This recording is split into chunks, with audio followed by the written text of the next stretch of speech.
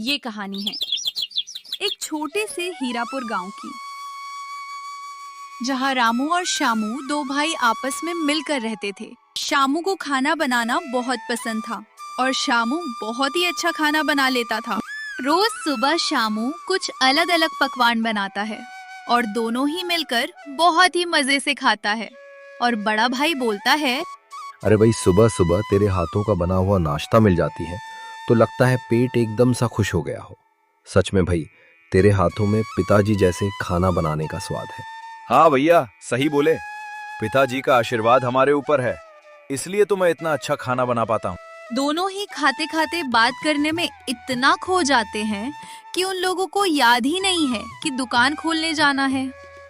कुछ देर बाद बड़ा भाई बोलता है, अरे भाई, दुकान भी खोलना है, जल्दी चल खाकर। और दोनों ही जल्दी जल्दी खाकर दुकान की ओर जाने लगते हैं। दोनों ने मिलकर गांव के चौराहे पर एक छोटी सी कबाब की दुकान खोली थी। उनकी दुकान पर सिर्फ 50 रुपया का स्वादिष्ट कबाब रोटी मिलता था। दुकान में कबाब बनाने का काम छोटा भाई शामू करता था और टेबल की सफाई का काम बड़ा भाई रामू करता था। रामू टेबल की सफाई करने के बाद काउंटर में जाकर बैठ जाता था। कुछ देर बाद ग्राहक आने लगते हैं और बोलते हैं, अरे भैया, एक प्लेट कबाब रोटी लगा दो। जी बहन जी, आप जाकर बैठी हैं, मैं लेकर आता हूँ। फिर क्या था, ग्राहक बैठने चली जाती है और इधर शामू बहुत ही प्यार से कबाब रोटी बनाने लगता है। और कुछ देर के बाद ग्राहक की ओर प्लेट को ले जाने लगता है और प्लेट को रख कर चला जाता है और जाकर तंदूरी को पकाने लगता है। और इधर ग्राहक जैसे ही पहला निवाला खाता है और बोलता है, अरे भैया, क्या कबाब रोटी है। भैया, आपके हाथ में जादू है क्या? मैं और कहीं भी खाई हूँ पर इतना अच्छा नहीं लगा था। भैया, बहुत ही अच्छा है। ग्राहक की तारीफ शामू को बहुत ही अच्छा लगा और कुछ देर बाद और भी ग्राहक आने लगे। रामू और शामू दोनों ही बहुत खुश हो रहे थे।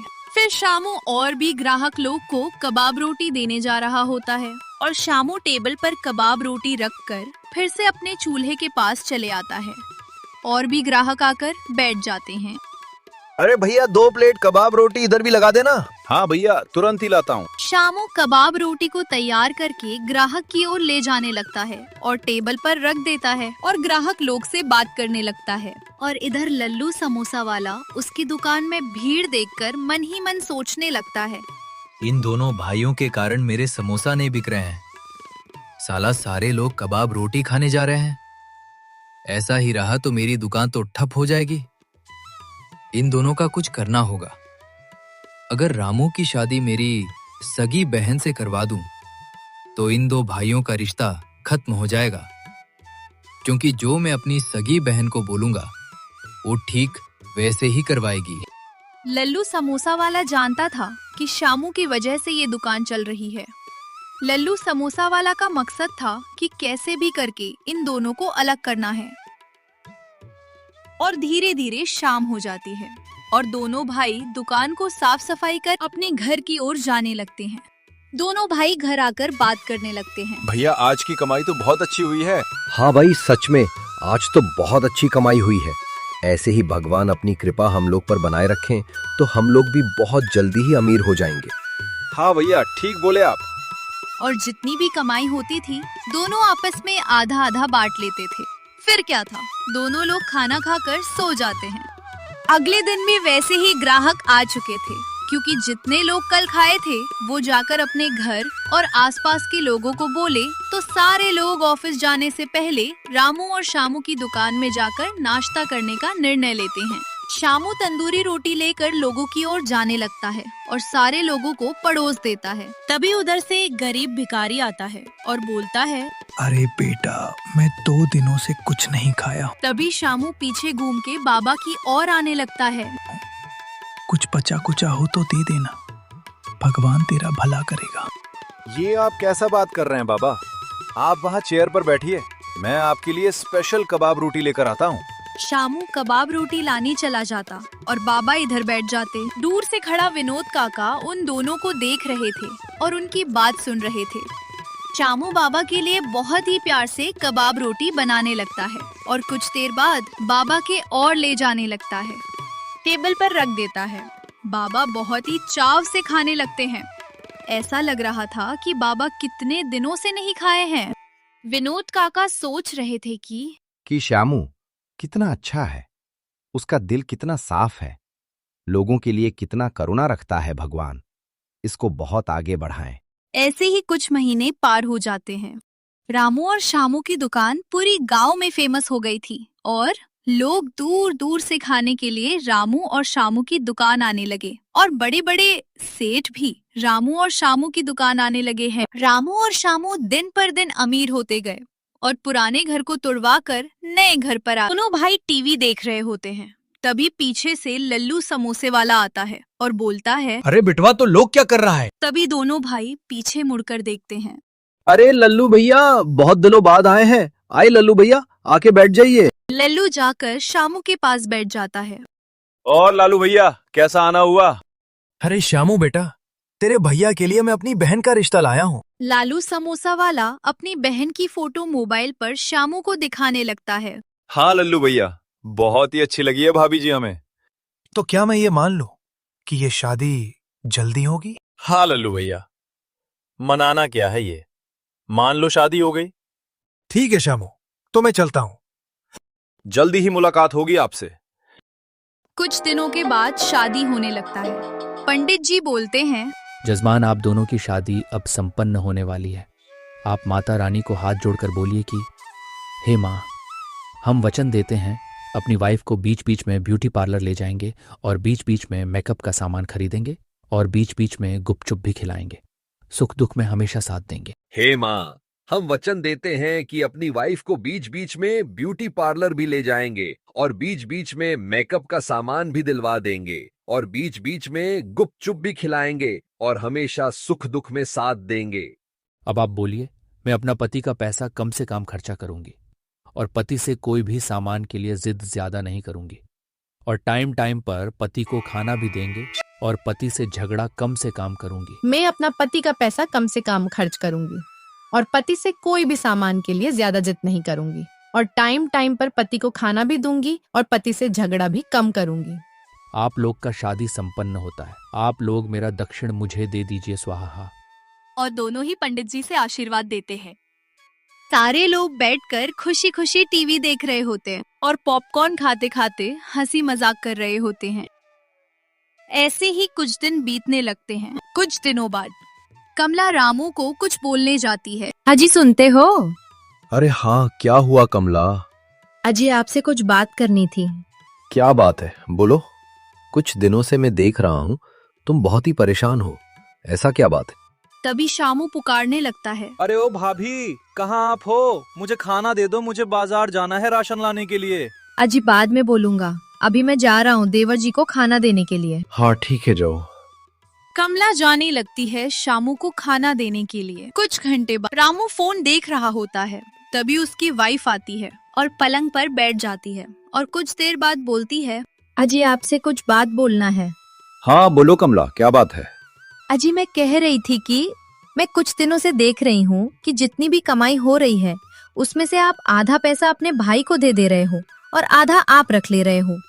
अब हम लोगों की शादी हो चुकी है, खर्चा भी बढ़ रहा है और जब बच्चे होंगे तो और भी खर्च बढ़ेगा। हाँ तो क्या हुआ कमला? अरे मेरे बुद्धू पति, आपको मैं कैसे समझाऊं कि शामू की जब शादी होगी तब उसकी वाइफ आएंगे तो और भी खर्च बढ़ेगा और बच्चे होंगे तो और ज्यादा खर्च बढ़ेंगे। मैं कह रही थी कि अगर आप शामू को घर से और दुकान से दोनों जगह से निकाल दोगे तो सारा कमाई हम लोगों का होगा और हम लोग आराम से जिंदगी गुजार सकेंगे। ये क्या कह रही हो कमला तुम? वो मेरा छोटा भाई है, मैं उसके साथ ऐसा कैसे कर सकता हूँ? और रामू बार बार मना कर रहा होता है, पर कमला का बार बार बोलने से रामू का मन धीरे धीरे बदल जाता है। ठीक है कमला, आप जैसा बोलो। अभी तो शामू बाजार गया है, बाजार से आने दो। रामू और कमला बात कर रहे होते हैं। तभी बाजार से शामू आ जाता है और बोलता है, लीजिए भाभी जी, सहारा सब्जी ला दिया हूँ। तभी रामू बोलता है, अरे ओ शामू, मुझे आज तेरे से कुछ बात करना है। क्या बात है, कहो भैया। देख भाई, मैं पहली बार तुमसे कुछ मांग रहा हूँ, मना मत करना। भैया आप सिर्फ बोलो क्या चाहिए आपको, मैं खुशी खुशी दे दूंगा। भाई अब मेरी शादी हो चुकी है और कुछ दिनों बाद बच्चे भी होंगे, तो और खर्चा भी बढ़ जाएगा। इसीलिए मैं फैसला किया हूं कि तू इस घर में अब नहीं रहेगा और दुकान पर भी मत आना। फिर क्या था, शामू रामू भैया के ये सब शब्द सुनकर अंदर से टूट जाता है और आंख से आंसू टपकने लगता है। पर शामू बिना कुछ कहे बाहर की ओर जाने लगता है। शामू सीधा जंगल की ओर आ जाता है और रोते रोते मन ही मन में बुदबुदाने लगता है कि मुझे पता है मेरे भैया ऐसा कभी नहीं मेरे बारे में सोच सकते हैं। जरूर ये काम भाभी जी ने करवाई होगी। और जाकर एक पेड़ के नीचे बैठ जाता है और रोने लगता है।